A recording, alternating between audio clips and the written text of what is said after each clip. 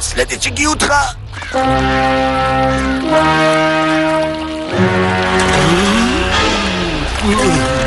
Park koralova.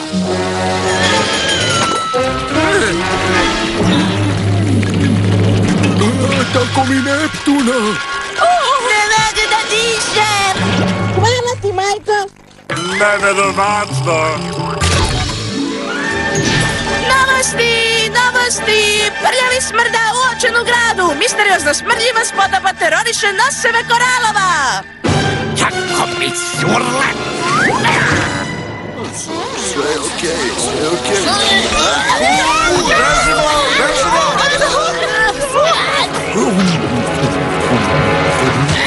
Prljavi smrdo, ja te se ne plašim, ne osjećam miris.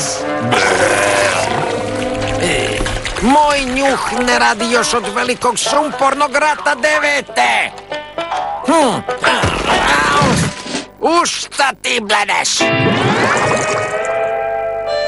Znam ja njega, to je Patrik! Prljavi smrda je Patrik! A, ta jadna odbojna grudva đubreta! Sasvim sam, bez prijatelja! Moram da ga nađem! Moram da mu pomognem! Moram da ga volim!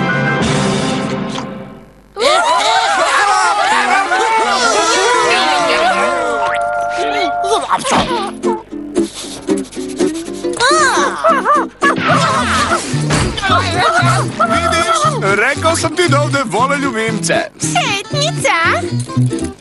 O, čoveče!